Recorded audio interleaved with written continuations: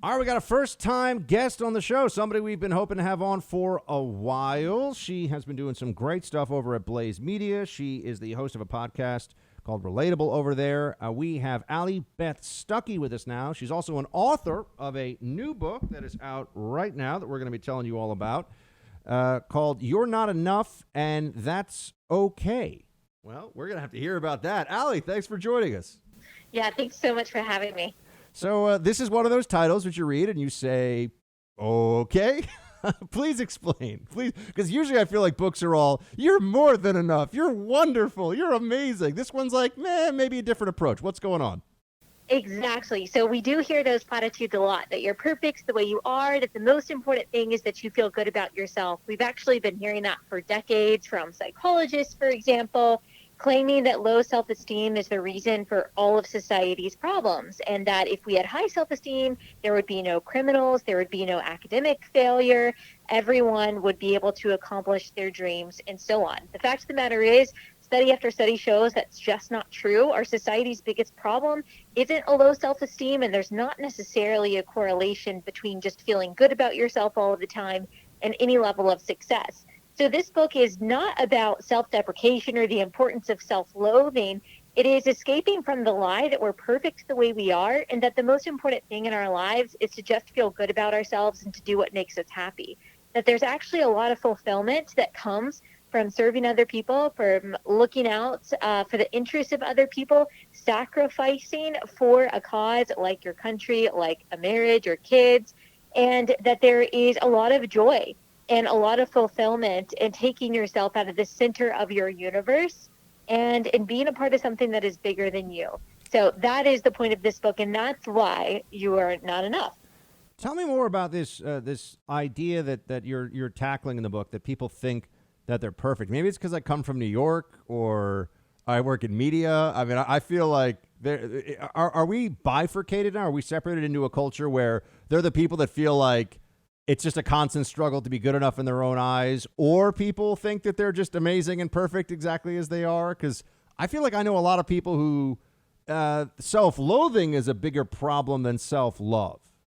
So it's a little bit of both. Ironically, it's happening at the same time. Now, this is, I would say, a message that is directed more towards young women. So you can find a lot of tough love books and resources for young men, telling them how to be disciplined, how to be better, how to just kind of buck up. But for women, the resources that we get are, you are beautiful and perfect the way you are. Now, the reason why we still see so much self-loathing and self-deprecation and just being down on yourself, and you're absolutely right, that is insanely prevalent in our society, is not because people aren't being told to love themselves, and it's not because people aren't focusing enough on themselves. It's actually because we're focusing on ourselves too much. We're so self-obsessed. We are so we're so fixated on what we think of ourselves. We're so fixated on making sure we truly are perfect the way we are, that we actually end up being on this hamster wheel of telling ourselves how awesome we are and how perfect we are,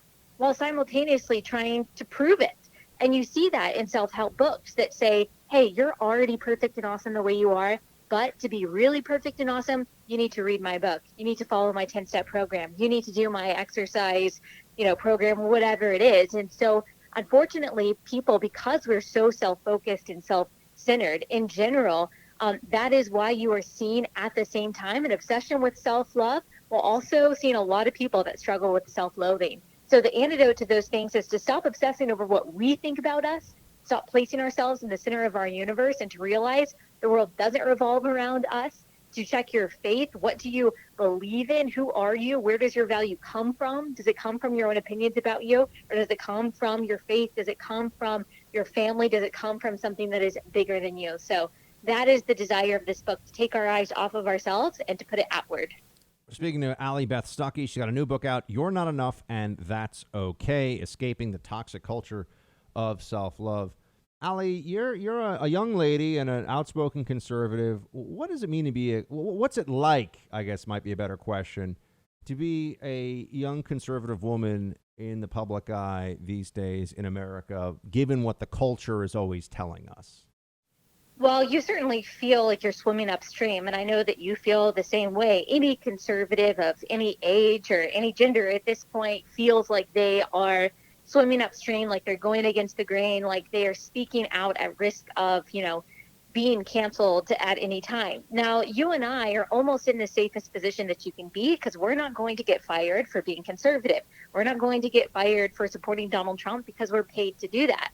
But I do feel a responsibility to represent, what we call the silent majority, the conservative women who feel like they can't speak out at work, who can't talk about their values, who can't share my posts or your posts, who can't criticize something like Black Lives Matter, who can't talk about bias in the media because they're scared. They will get canceled. They will get fired. They will get ostracized from their fellow church members. And so I feel a real responsibility and an obligation to those people to kind of give those people cover by stating the things that I know that they're thinking and caring about so that they don't feel like they are alone. They don't feel like they're crazy or radical or extreme because, of course, we believe that they're not. And so I guess that's how it feels. It certainly doesn't feel good to make yourself vulnerable to an onslaught of criticism every day. People telling you that you're a bigot just because, you believe in lower taxes or something, or you don't like abortion. But I just feel such a responsibility and a burden to speak for the people who feel like they can't speak up. It's always fascinating to me because as somebody who lives in New York, was born and raised in New York, and has only lived in two cities, New York and D.C., which, as we know, are both very expensive communist enclaves. Young women, you grow up with this mentality here, and it's around me all the time that young women are just not conservative. I mean, and I know that's not true, but in major cities, even the young women who are ideologically conservative, and I would add traditional in their ideology to that too, right? Believe in male and female gender roles.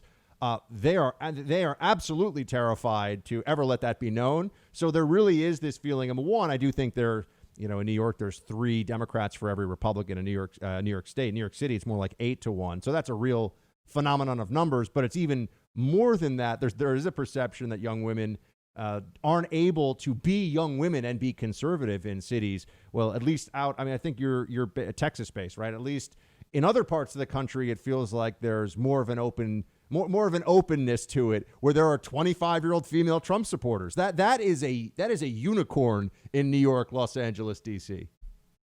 Right. Well, I think that feminism probably can take a lot of credit for the feeling that young women have that they can't be a conservative because that means that they're internalizing some kind of oppression. Feminism, of course, first wave feminism said you need to be freed from your husband. Second wave feminism said that you can be freed from your kids. Third wave feminism is now saying you can be freed from your gender.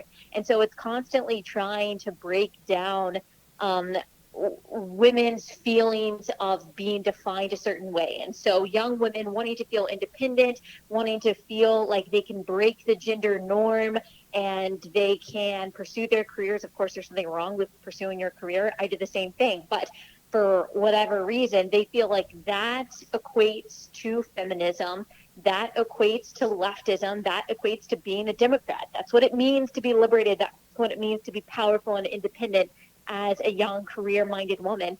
Unfortunately, they don't realize the repercussions of that, the repercussions of voting for a far left teetering on communistic party. All the entrepreneurial spirit that a lot of young women have is going to be crushed by the very party that they say that they support. So as I find with a lot of young leftists, though, there's not, maybe this is unfair to say, but in my experience, there's not a whole lot of thinking through the consequences of leftism. And I think that's unfortunately especially true among young women.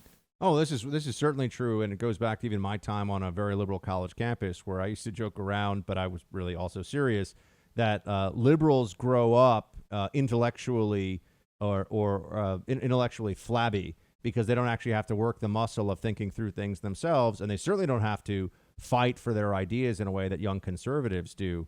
But it's just good to hear that there are people out there. I'm sure you have young people, male and female, but young women in particular, reaching out because there aren't a lot of Allie. You're in you're in a pretty small category in terms of how many people are in your age demo, are female, and are conservative like you are. I mean, really, how many are there that one can think of off the top of their head? I mean, maybe one hand, maybe two hand, you can count them on. Right. Yeah, it certainly seems like the number is small. Now, the things that I'm seeing now is millennials are getting older. The oldest millennials are almost 40. The youngest millennials are probably 23. So, of course, we see political change happen as it does among any generation once they start getting paid every week and they start getting that huge chunk out of their paycheck and they say, I don't like this. But also, as millennials are becoming parents, and of course, we know that's kind of happening later than it used to. But as millennials are becoming parents, they start to care a little bit more about things like abortion. They start to care a little bit more about things like religious liberty. They care a little bit more about things like school choice. And unfortunately, we're seeing an attack on all of those things. We're seeing an attack on life, seeing an attack on school choice. We're seeing an attack on religious liberty and even freedom of speech. I think, these are things that people care about the older they get and the more responsibility they have. And that certainly includes moms. And I would say it especially includes moms living in suburban areas, moms with kids. They want security. They want stability. They want to be able to make money. And I am hoping that they see right now a clear picture of where leftism takes us in regards to those things. Allie Beth Stuckey, You're Not Enough and That's Okay. Her book out now. Allie, please come back and hang out with us at the Freedom Hut. It was fun. We appreciate it. Thanks so much, Buck.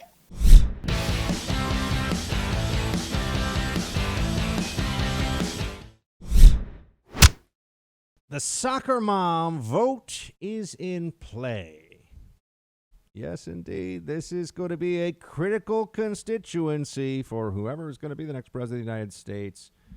You have Trump touting, and Fox covering this today, Trump touting that he, quote, says they want safety and are thrilled that I ended the long-running program where low-income housing would invade their neighborhood, Trump says. This is one of these areas where you have liberals have all kinds of talking points about this. They have a lot of things they want to say about it, but the moment they're confronted with their own their own choices, the effect it would have on their lives, the hypocrisy is just mind-blowing. The hypocrisy is incredible. And this is where they say, oh, let's have projects built in suburban areas. That's what they want now. They fail to stop and think. This is where Trump and Biden are separate, because Biden's saying that he will bring back what was being done during the Obama administration, where they take zoning regulations and federal dollars through subsidized housing, and they want to set up in suburbs with low crime rates and good schools, set up more housing projects. Now, they do this pretending that they don't think that that would result in changes to whether these are schools that function as well and whether there would be a change in crime in the neighborhood. Let me before I dive more into the way this affects suburbs, let's look at what's going on in New York City right now, where you have vagrants, homeless people, drug addicts, sex offenders, who, now I'm not saying this is not the same as being in public housing, but I'm just trying to make a point here about neighborhood value and neighborhood deterioration, and Democrats pretending like, oh, we don't know what's going to happen. Why do you think you know what's going to happen? They've taken drug addicts and vagrants, and the city of New York is at the cost of $2 million plus every day. $2 million a day. Taking over, I think it's 15,000 now homeless people, 13 to 15,000 homeless people, and putting them in luxury hotels in neighborhoods with high property values. And you know what ends up happening? People in those neighborhoods are saying that they feel unsafe. There's more crime. There's more public urination, people doing drugs in the streets or whatever. Was that a surprise to anybody in the Democrat ranks that would happen? No, but they want everyone else, not themselves, but they want everyone else to have to deal with social dysfunction. You have to suffer through social dysfunction too. You can't work hard, live in a nice neighborhood where there's low crime, where there's good schools, and expect it to stay that way. No, we're going to supplant, we're going to take social dysfunction and put it right next to you and see how you like that. Okay. So that's true in the case of vagrants and homelessness and everything else.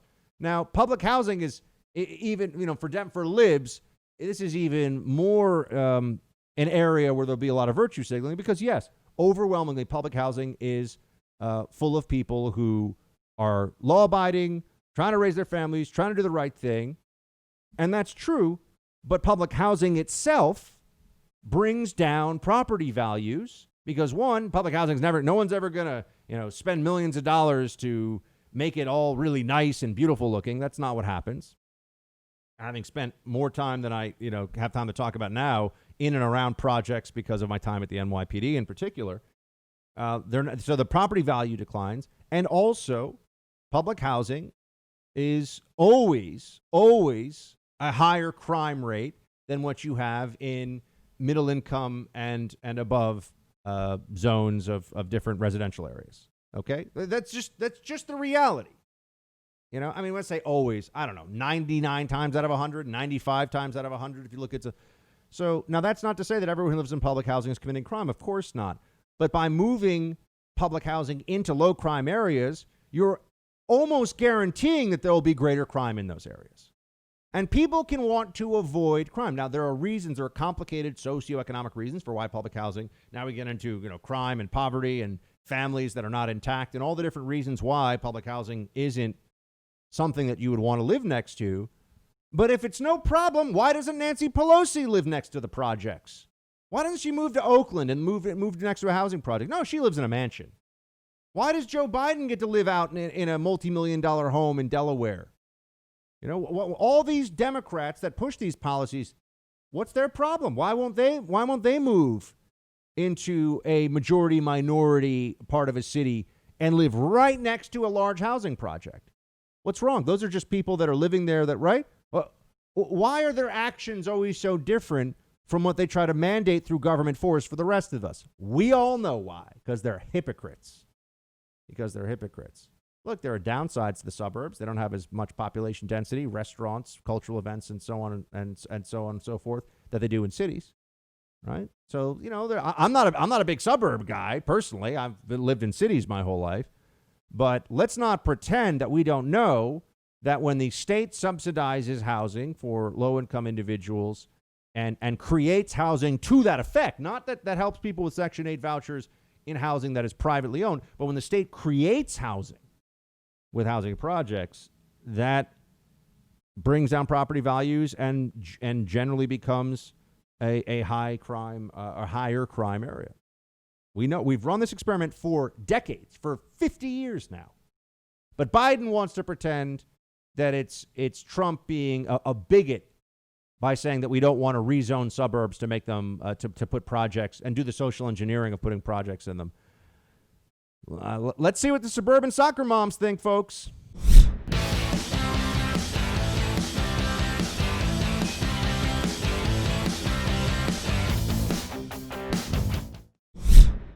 Time for roll call.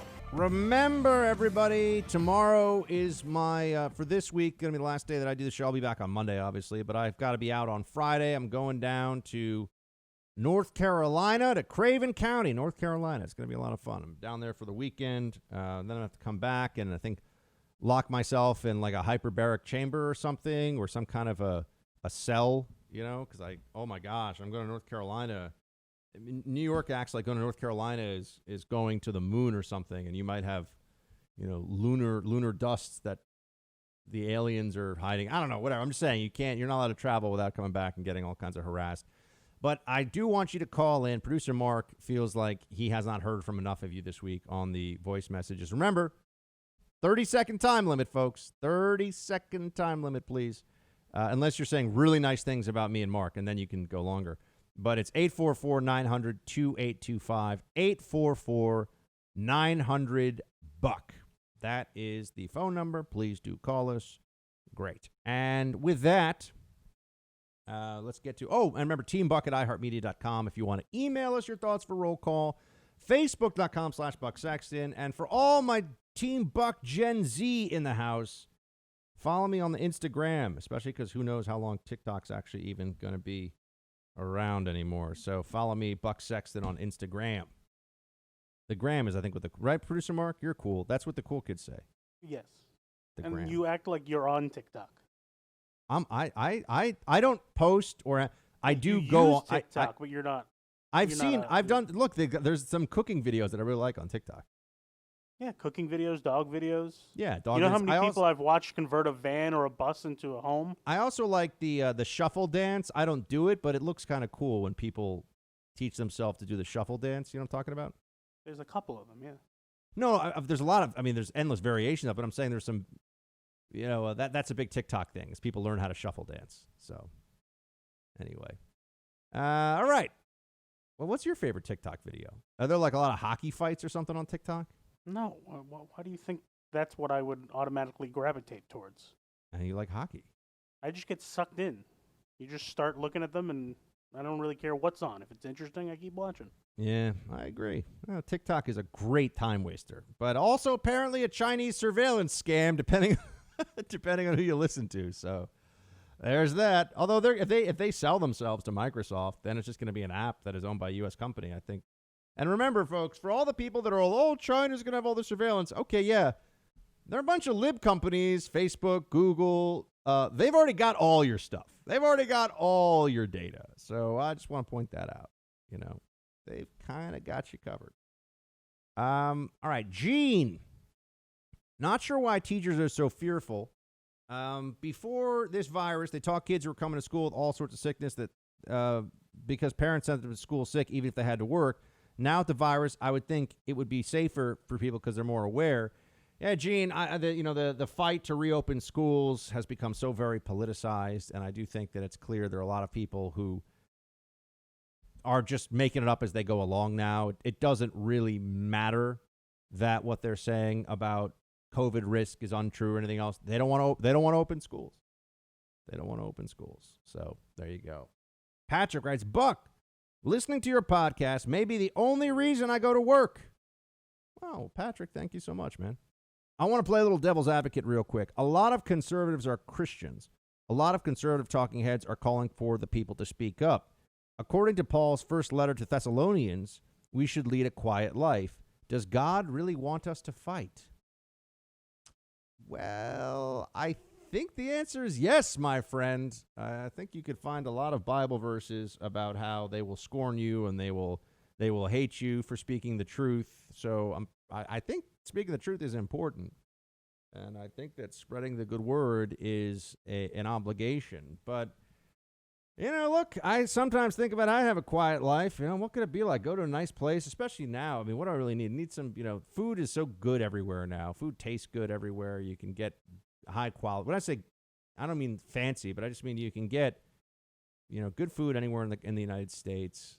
You got entertainment options galore. You don't need a lot to be happy. You don't need a lot to be happy.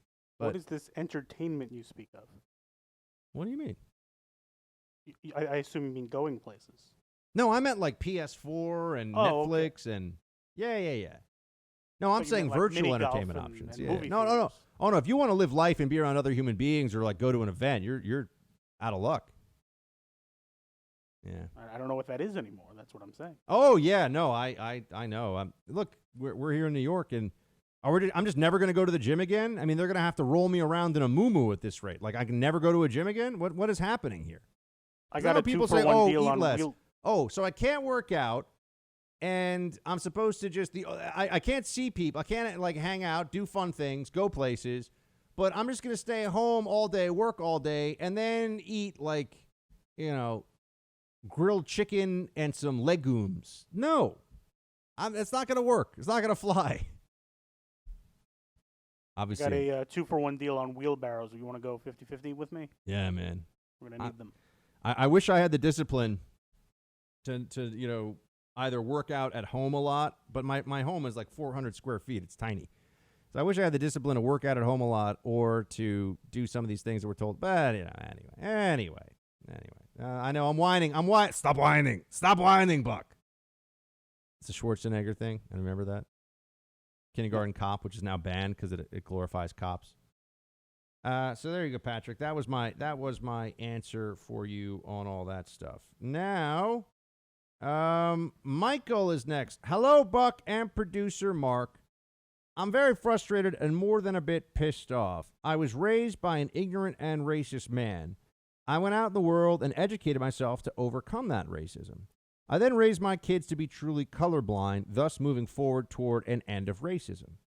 Now, these nitwits have dragged us all backward so that my grandchildren will be taught that race is the only thing that matters. A very frustrating conclusion to my growth and attempt to make the generations to follow better than what came before me. Well, Michael, I think there are a lot of people who feel this way, that they feel that that viewing the world through a race-neutral lens where you just care about the content of a person's character, not the color of their skin. We have this, there is this paradigm that exists where you can just treat other human beings as other human beings and automatically approach them as equal in dignity, worth, and show them equal kindness, love, and you I have to go through this all the time, right? You all understand what I'm saying. That's one approach to life. Or you can say, well, you can do this, but that person can do that because this person's this color and you're that color. And where does that end? It is toxic. Race politics are toxic. It just divides people. It creates distrust. It creates separation. And it undermines the basis, the common basis of our humanity, of our shared humanity, which is a bond that we should always be fostering in every way that we can. Race politics, chips away at that. Race politics divides us. They treat people differently based on skin color and then are insisting that people not be treated differently based on skin color. That's not a good strategy. This is like the Supreme Court line. I think it was Scalia. It may have been, I think it was Scalia, that if you want people to stop discriminating, and it might have been Alito, but if you want people to stop discriminating on the basis of race, stop discriminating on the basis of race. If you want racism to end, stop treating people differently because of their race, right? That's workable. That makes sense. But that's not what the left does. The left says, if you want racism to end, let's create a racial entitlement system. Let's create a constant gauging of who's doing what to whom, either presently or historically, through a racial, through the prism of race. It's just, like I said, it's toxic. It's destructive. It does not move us forward. In fact, it moves us backward and is damaging. But Michael, remember, moral action is a good in its own right. So just because the libs are trying to ruin things doesn't mean that you have to let them change anything about you. Keep doing what you're doing, my friend. John Shields High, Real News fan, an interesting pick for Joe Biden. They have a bit of history.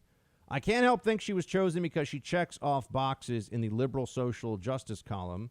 I'm really convinced that she was chosen so Biden can resign on day 2 and the Democrats can say we got the first black woman president. And John writes, Commie Bear lives. I think that Biden is going to be in a great position for his own purposes. Think about this. You get to be a hero to your party for all eternity. You go down in the history books as a great man. All you have to do is after you've won the presidency that's effectively been handed to you by the establishment, hand it back to the Democrat establishment and say that you're offering your position really to Kamala Harris, the first minority female president. Interesting that I've noted people saying that she, depending on the circumstances of, she sometimes identifies, as she did in a Mindy Kaling interview, as Indian, and other times identifies as black. And I know she has parentage from that are both Indian. One parent is Indian, one parent is Jamaican. And you're going to see, they're calling her the first South Asian and the first black female vice presidential candidate. Okay. Interesting. So, because they're saying she's both. Okay. Ashley. Hey, Buck and Producer Mark. Just want to write in to tell you I've never really been into politics like my family is, but ever since the coronavirus lockdowns, mass debates, etc., and the upcoming election, I decided I should get educated on what's going on in our country. My brother passed the buck. Yeah, I love it. Thank you, Ashley. I love when people pass the buck. It's my favorite thing. My brother passed the buck to my twin sister a while back. And when I asked my sister what podcast I should start listening to, she, of course, then passed the buck to me. Funny thing is, my family's nickname for my sister has been Buck ever since we were little kids, and I now catch myself having to specify which Buck I'm talking about. That is funny. I look forward to listening to you every day. Appreciate your entertaining conversations with producer Mark, and LOL almost every time you impersonate someone. Thanks so much for all you've taught me and continue to teach me, and for such a great podcast. Well, Ashley, thank you for a really nice and very appreciated message to us about the show. It really means a lot. Mark and I work very hard on this show, and that you like it so much is makes us happy. It even makes, you can't see him, but it even makes producer Mark smile. It even makes him smile. He won't admit it, though. I've never smiled before. What are you talking about? I'm just saying. It makes producer Mark smile. Because you're a little grumpy sometimes, okay? This is what's going on. You're a little grumpy sometimes. I'm a little grumpy sometimes. I mean, I'm a little grumpy a lot of the time. But exactly. Rich, the only chance this horrific in so many ways Democrat team duo of Biden and Harris can win is if Republicans, Independents, and Democrats choose to cast their votes by mail-in ballot versus voting in person. We, the president's team, need to start encouraging American citizens that if they can go to a store or restaurant and get gas for their vehicle, they can vote in person. This message needs to be pounded home.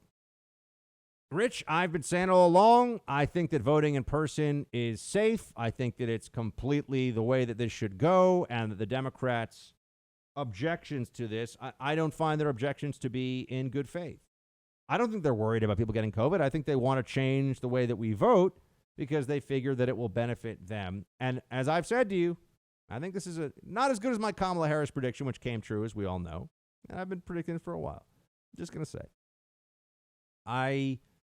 I think that if we see, even if it's only in blue states that allow it, but large-scale mail-in balloting and then a Trump victory, the Democrats, the same Democrats who have been complaining about how we need universal mail-in balloting, will turn around in mid-November of 2020 and say, it was unfair, there was mail-in balloting.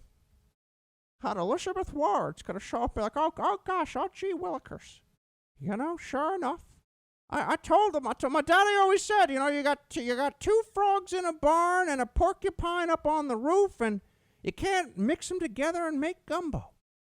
Yeah. Oh, gosh. So I don't know what that has to do with mail-in balloting, but I think Elizabeth Warren does. Can I just break this down? You wanted to take a porcupine and a frog and make gumbo? No, she's explaining that you can't do that.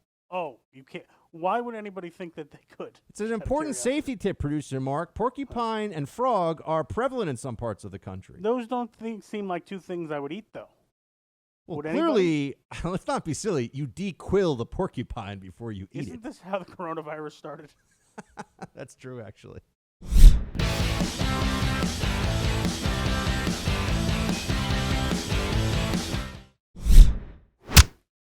All right, more roll call here from, make sure you go to bucksexton.com today. We've got cool stuff getting posted there.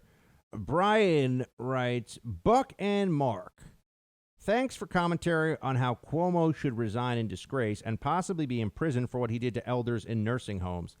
I live in Pennsylvania these days, and Governor Wolf is not much better with similar actions in nursing homes. He is not running for reflection, so is tyrannical in his liberal policy. Running for re-election, so is tyrannical in his liberal policies. My kids are 5-day-a-week virtual in PA now, and masks are necessary when outside your house. 80% of us all agree how the loss of liberties is illegal. We need to all storm our state's house in a peaceful protest. P.S. De Blasio is the worst. I'm trying to get resigned Kaiser Wilhelm trending with no luck on Twitter. Yeah, no one knows that de Blasio's name was Warren Wilhelm, really. I always think that's so fascinating. That Warren Wilhelm, yeah, guten Tag. De Blasio wants you to go very quickly into the quarantine. Yeah, or else he'll tell you you're very naughty. De Blasio says you're being... Okay, that's enough. So, I'm hoping that we're going to find a way through this quarantine lockdown madness soon, because we're destroying our, as I've been saying all along, we're destroying our society. This isn't worth it. Now there's even requirements for some employees. Some state employees are being told to wear masks during Zoom calls as a show of solidarity with mask wearing. So now this is explicitly It's like mask signaling instead of virtue signaling. This is explicitly political, about the optics, not about the virus in some cases at all. But anyway, pass the buck, please. Do me that favor. Tomorrow we'll do a bit of a Freestyle Thursday because I'm out Friday. And until then, you've got your orders, team. Shields high.